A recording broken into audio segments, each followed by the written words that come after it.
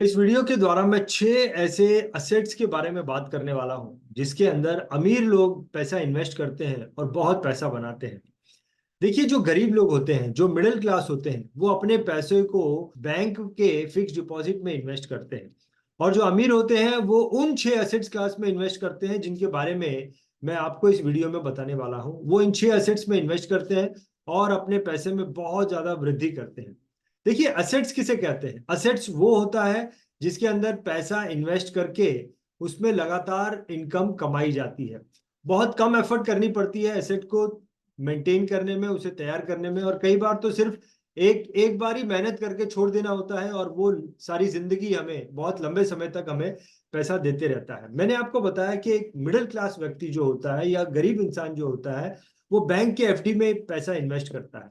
देखिए, दुनिया में कई ऐसे देश हैं जहां पर बैंक के एफडी में नेगेटिव रिटर्न मिलते हैं। नेगेटिव रिटर्न का मतलब ये है, जैसे कि भारत में आप अगर किसी बैंक में जाके एफडी करते हैं तो साल के अंत में आपने जितना पैसा भरा है उसके ऊपर आपको कुछ पैसा मिलता है।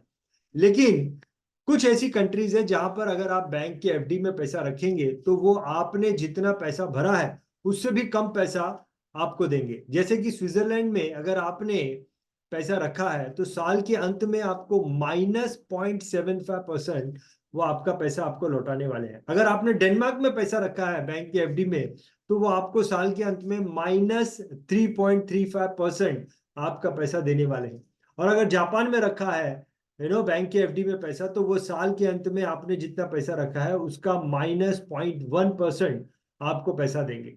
देखिए, ये डेवलप कंट्री ऐसा इसलिए करती है ताकि उनके जो देश के लोग हैं वो सेल्फ इंडिपेंडेंट बने और आइडेंटिफाई करें, ढूंढे, दूसरी जगहों को ढूंढे जहां पर वो अपने पैसे को ग्रो कर सकते हैं।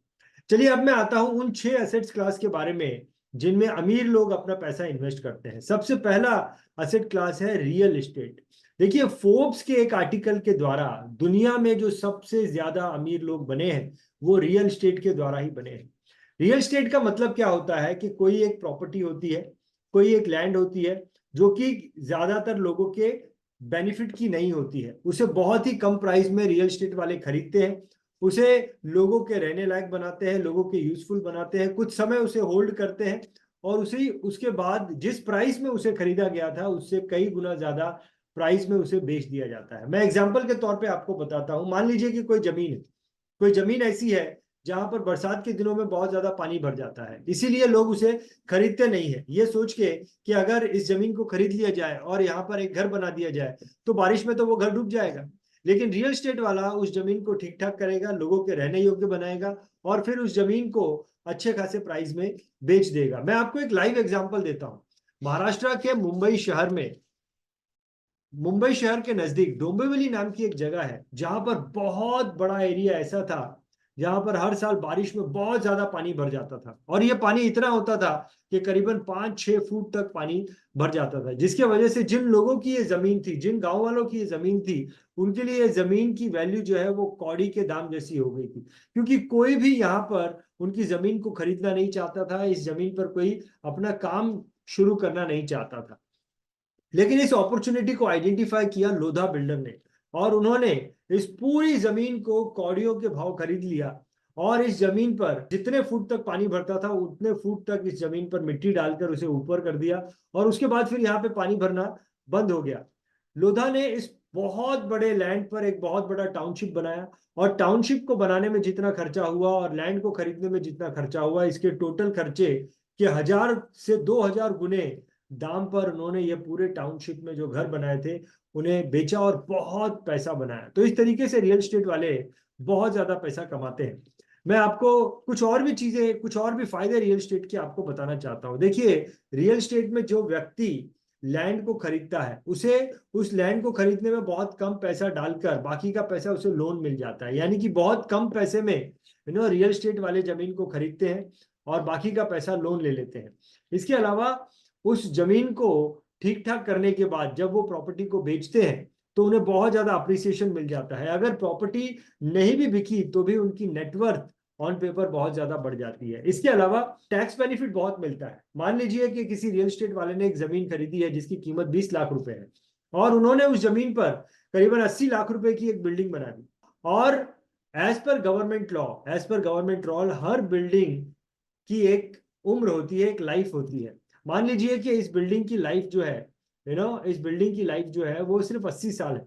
इसका मतलब ये है कि 80 साल के बाद इस बिल्डिंग को फिर से तोड़ना पड़ेगा और बिल्डिंग को फिर से बनाना पड़ेगा, यानी 80 साल बाद ये बिल्डिंग की वैल्यू जीरो हो जाएगी। इसीलिए 80 लाख रुपया खर्चा करके अगर ये बिल्डिंग बनाई गई है और 80 साल तक इसकी लाइफ स्टाइल है, तो 80 लाख डिवाइड बाई 80 ईयर्स, यानी कि हर साल 1 लाख रुपए से इस बिल्डिंग की वैल्यू जो है वो खत्म होती जा रही है, कम होती जा रही है। इसीलिए गवर्नमेंट के हिसाब से उस रियल एस्टेट के ओनर को 1 लाख रुपए का उसकी इनकम पर टैक्स बेनिफिट मिलता है, यानी कि 1 लाख रुपए से उनकी उसकी इनकम कम हो जाएगी और उस 1 लाख रुपए पर इनकम टैक्स स्लैब के हिसाब से उसे टैक्स बेनिफिट मिल जाएगा।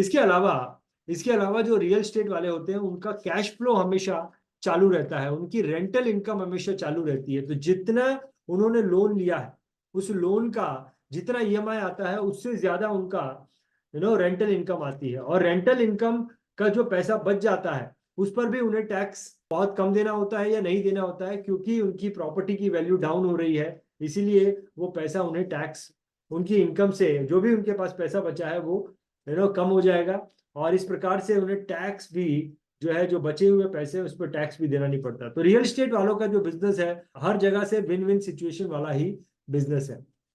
अब बात करते हैं दूसरे एसेट क्लास के बारे में। दूसरा एसेट क्लास है कंपनी के शेयर्स।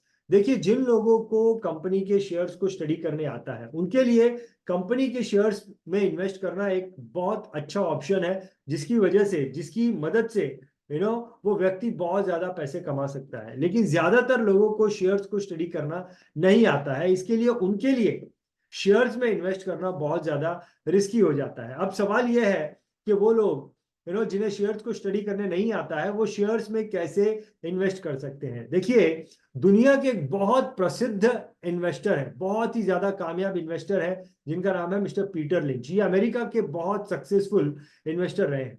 इनका ये कहना है कि हर व्यक्ति को अपनी फील्ड में जो प्रोडक्ट वो इस्तेमाल करता है उन प्रोडक्ट्स की कंपनी को आइडेंटिफाई करने की एक अपॉर्चुनिटी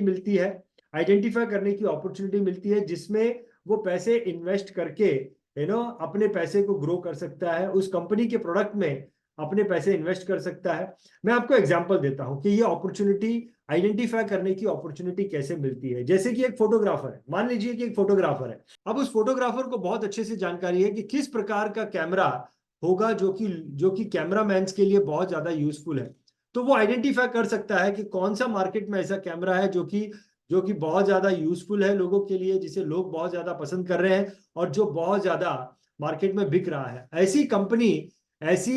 ऐसे कैमरा की कंपनी को आइडेंटिफाई करके अगर वो आइडेंटिफाई करता है तो भविष्य में डेफिनेटली वो कंपनी जो है बहुत ज्यादा ग्रो होने वाली है। एग्जाम्पल के तौर पर मान लीजिए कोई डॉक्टर है और डॉक्टर को पता होता है कि मार्केट में कौन सी ऐसी दवा है जो कि लोगों की नेसेसिटी बन चुकी है, जो कि जिसकी जरूरत लोगों को बार बार होने वाली है, और उस दवाई का मार्केट में किसी और कंपनी के पास में तोड़ नहीं है या उसका कोई कॉम्पिटिटर नहीं है। ऐसी कंपनी नो डाउट आगे चल के बहुत ज्यादा ग्रो करने वाली है। एग्जाम्पल के तौर पे हाउसवाइफ ले लेते हैं। हाउसवाइफ को पता है कि कौन सा केचप ऐसा है जो बहुत अच्छा है, जिसे लोग पसंद कर रहे हैं। नो डाउट उस केचप कंपनी, वो कंपनी जो वो केचप बनाती है वो आगे चल के बहुत ज्यादा ग्रो होगी। पीटर लिंच कहते हैं कि आपको अपनी फील्ड की ऐसी कंपनी को आइडेंटिफाई करना चाहिए। आपको पता चल जाएगा कि ये कंपनी जो है, ये प्रोडक्ट जो है, इस कंपनी का ये प्रोडक्ट जो है बहुत चलने वाला है, जिससे ये कंपनी बहुत आगे बढ़ने वाली है। अगर आपको ऐसे कोई सिग्नल मिलते हैं जहां पर आपको ये लगता है कि ये प्रोडक्ट जो है मार्केट में बहुत ज्यादा चलने वाला है, तो आपको एज ए लेमैन आपको ऐसी कंपनी को शॉर्ट लिस्ट कर लेना चाहिए। और सबसे पहले तो ये देखना चाहिए कि ये कंपनी स्टॉक मार्केट में लिस्टेड है क्या। अगर स्टॉक मार्केट में लिस्टेड है तो आपने उनको शॉर्ट लिस्ट करते जाना है, और फिर आपने ये देखना है, आप डायरेक्टली उस कंपनी में आपको इन्वेस्ट नहीं करना है, आपको उस कंपनी की फाइनेंशियल स्टेटमेंट को देखना है, जिसके द्वारा आपको ये पता चलेगा कि उस कंपनी की अर्निंग कितनी है और उस कंपनी के सर पर लोन कितना है। और इस तरीके से आप आइडेंटिफाई कर सकते हैं एक बढ़िया कंपनी को जो कि आपको बहुत अच्छा जिसमें आप निवेश करके बहुत अच्छा पैसा बना सकते हैं। लेकिन पीटर लिंच का ये कहना है कि ज्यादातर लोग इसका उल्टा ही करते हैं। एक डॉक्टर जो होता है वो फार्मा कंपनी में इन्वेस्ट ना करके ऑयल कंपनी कंपनीज में इन्वेस्ट करता है। ऑयल कंपनी में काम करने वाला व्यक्ति फार्मा कंपनी में ऑयल कंपनी में ना इन्वेस्ट करके फार्मा कंपनी में इन्वेस्ट करता है। हर व्यक्ति को ऐसा लगता है कि जो दूसरी इंडस्ट्री की कंपनी है उनमें मैजिक हो रहा है, उनमें जादू हो रहा है, वहां पर बहुत ज्यादा ग्रोथ है, और अपनी इंडस्ट्री की कंपनीज पर वो ध्यान ही नहीं देते हैं जिन पर एक्चुअली में उनकी सही में एक जेन्यून रिसर्च होती है, जानकारी होती है। पीटर लिंच का ये कहना है कि स्टॉक मार्केट एक ऐसा टूल है जहां पर जो इनपेशेंट व्यक्ति होता है वो अपना पैसा पेशेंट लोगों को जाके, जो मार्केट में बहुत पेशेंस रखते हैं, ऐसे लोगों को जाके अपना पैसा दे देता है। तो चलिए अब बात करते हैं तीसरे एसेट क्लास के बारे में, जहां पर अमीर लोग अपना पैसा इन्वेस्ट करते हैं और अपने पैसे को बहुत ज्यादा ग्रो करते हैं। तीसरा एसेट क्लास है इंडेक्स फंड। इंडेक्स फंड का मतलब होता है, अगर भारत देश में इसके एग्जांपल के तौर पे बोलूं तो निफ्टी 50 यानी कि जहां पर भारत देश की टॉप 50 कंपनी लिस्टेड होती है, रजिस्टर्ड होती है। अमीर लोग निफ्टी 50 में इंडेक्स फंड में अपना पैसा इन्वेस्ट करते हैं और अपने पैसे को ग्रो करते हैं। अमीर लोग निफ्टी 50 में लॉन्ग टर्म के लिए अपना पैसा इन्वेस्ट करते हैं ताकि उन्हें हर साल 15% का रिटर्न मिलता रहे।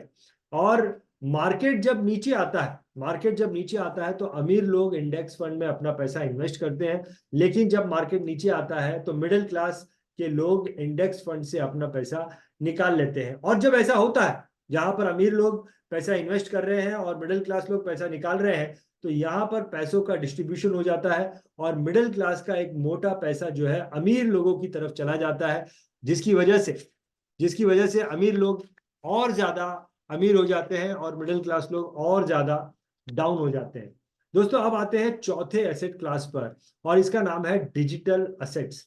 पहले ऐसा होता था, आज से कई साल पहले की बात मैं कर रहा हूं, जहां पर लोगों के पास में डिजिटल असेट्स पर इन्वेस्ट करने की अपॉर्चुनिटी नहीं थी, लेकिन आज के लोगों के पास, आज के युग में डिजिटल असेट में इन्वेस्ट करने की एक बहुत बड़ी अपॉर्चुनिटी है। और इंटेलिजेंट लोग इसका बहुत ज्यादा फायदा लेते हैं। इंटेलिजेंट लोग डिजिटल कोर्सेज बनाते हैं, डिजिटल प्रोडक्ट बनाते हैं, और उस बनाए हुए प्रोडक्ट को एक बार बनाते हैं और बार बार उसे सेल करते रहते हैं। डिजिटल प्रोडक्ट्स की खासियत यह है कि इसको दोबारा रिप्रोड्यूस करने का खर्चा जो है ऑलमोस्ट जीरो होता है। इसमें ज्यादा खर्चा रिप्रोडक्शन का इसमें खर्चा नहीं होता है, और अगर इसमें मुझे बड़े लेवल पर काम करना है तो उसमें कोई इश्यू नहीं है, उसमें कोई भी प्रॉब्लम नहीं है। दुनिया के बहुत बड़े डिजिटल एसेट्स में काम करने वाले व्यक्ति मिस्टर जैक मा, उन्होंने एक इंटरव्यू में कहा कि अगर वॉलमार्ट, जो कि दुनिया की बहुत बड़ी कंपनी है, अगर उसे अपने बिजनेस में ग्रो होना है तो उसे अपने प्रोडक्ट्स की सेलिंग को बढ़ाना होगा, और प्रोडक्ट की सेलिंग बढ़ाने के लिए उसे अपने स्टोर को बढ़ाना होगा। उसे पहले स्टोर बनाने होंगे, उसमें स्टोर करना होगा उन प्रोडक्ट को, उसके बाद ही वो सेलिंग होगी, जिसके लिए उसे बहुत लंबा समय लग सकता है। इतनी बड़ी कंपनी होने के बाद में भी और ज्यादा ग्रो करने के लिए उसे एक लंबा समय देना पड़ेगा। लेकिन जैक मा कहते हैं कि अगर मुझे अपनी स्केलेबिलिटी को बढ़ाना है या डबल करना है तो मुझे सिर्फ 2 सर्वर लगाने की जरूरत है, और इसके लिए मेरे को कोई भी ज्यादा मेहनत करने की जरूरत नहीं है, ये बहुत ही आसान काम है। चलिए दोस्तों अब बात करते हैं पांचवें एसेट क्लास के बारे में, और इसका नाम है मेंबरशिप इन नेटवर्किंग ग्रुप।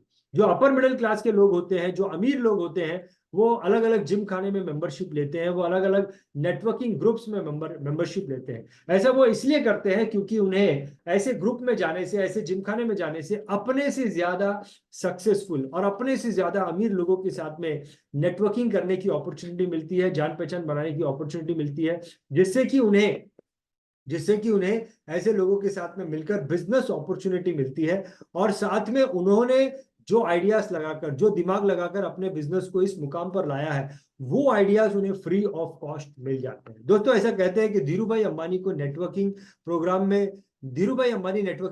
में बहुत जाते थे, और वहां पर उन्हें बड़े बड़े लोगों से, अमीर लोगों से मिलने का मौका मिलता था। ये बात तब की है जब वो इतने ज्यादा ग्रो नहीं हुए थे।